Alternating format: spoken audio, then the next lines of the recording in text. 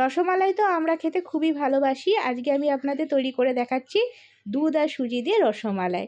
তো আমি কিভাবে তৈরি করছি আপনারা ভিডিওটা স্কিপ না করে দেখতে থাকুন। এর জন্য আমি অল্প একটুখানি ঘি নিয়েছি। এই ঘিটা আমি হাতে ব্রাশ করে নেব। অল্প একটু ঘি আমি হাতের তালুতে ব্রাশ করে নিলাম। এখন আমি অল্প পরিমাণ একটু সুজি নিলাম।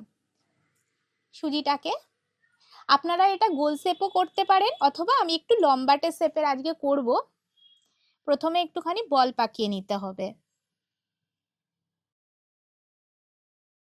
সুজিটা কিন্তু ঠান্ডাই হয়ে গেছে, সুজিটা আর গরম নেই। বলটা পাকিয়ে এরকম একটু লম্বাটা শেপের করে নিচ্ছি। সুজিটা আমি কিভাবে তৈরি করেছি আগের দিনের ভিডিওতে আমি দেখিয়েছি। আপনারা যারা দেখেননি ডেসক্রিপশন বক্সে আমি লিংক দিয়ে দেবো, আপনারা দেখে নিতে পারেন।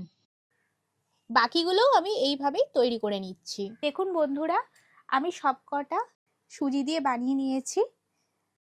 এখন আমি একটা বাটি নিয়ে নিলাম, আর বাটিতে আমি অল্প পরিমাণ একটু নর্মাল জল নিয়ে নিচ্ছি। এতে আমি দিয়ে দেব কাস্টার্ড পাউডার। এতে আমি 2 টিস্পুন কাস্টার্ড পাউডার দিলাম। পাউডারটা ভালো করে জলের সাথে মিশিয়ে নেব। ইন্ডাকশানে একটা কড়াই বসিয়ে দিলাম। কড়াইয়ে দিয়ে দিচ্ছি জল।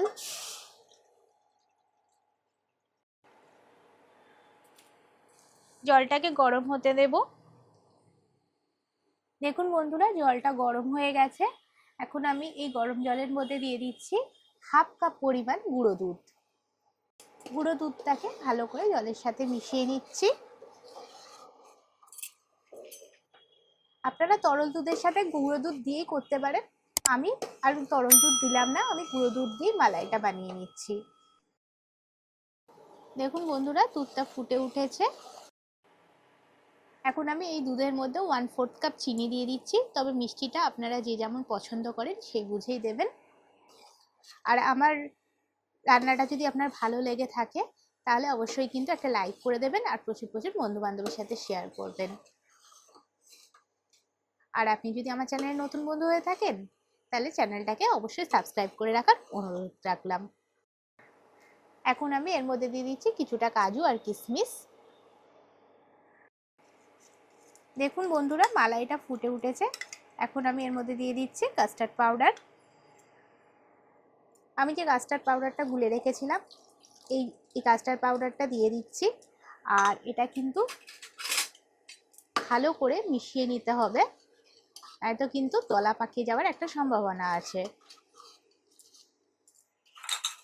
ইন্ডাকশানের পাওয়ারটা এখন আমি একটু কমিয়ে দিলাম। সুজির যেটা আমি বানিয়ে রেখেছিলাম লম্বা শেপ করে সমস্ত কিছু এর মধ্যে দিয়ে দেবো। ভালো করে মিশিয়ে নিতে হবে।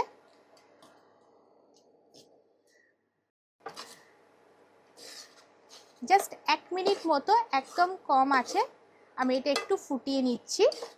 ফুটিয়ে নিয়ে এটাকে আমি একটু ঠান্ডা করে নেবো। আর এটা একটু ফ্রিজে রেখে খেলে খেতেও ভালো লাগবে ঠান্ডা ঠান্ডা ডেজার্টটা। দেখুন বন্ধুরা, এটা একটু ফুটে উঠেছে। আমি এবার এটাকে নামিয়ে নিচ্ছি, আর এটাকে আমি ঠান্ডা করে ফিরে আসছি। দেখুন বন্ধুরা, এটাকে আমি ঠান্ডা করে নিয়েছি। এটা এখন আমি ফ্রিজে রাখিনি, আর আপনাদের এটা ঠান্ডা করে পরিবেশন করে আমি দেখিয়ে দিচ্ছি। এরপর আমি এটা ফ্রিজে রেখে ঠান্ডা করেই খাবো। ভিডিওটা দেখে ভালো লেগে থাকলে লাইক করে দেবেন, আর ভিডিওটা কেমন লাগলো আমাকে কিন্তু অবশ্যই কমেন্ট করে জানাবেন। দেখা হচ্ছে নতুন একটি রেসিপির ভিডিও নিয়ে। নমস্কার।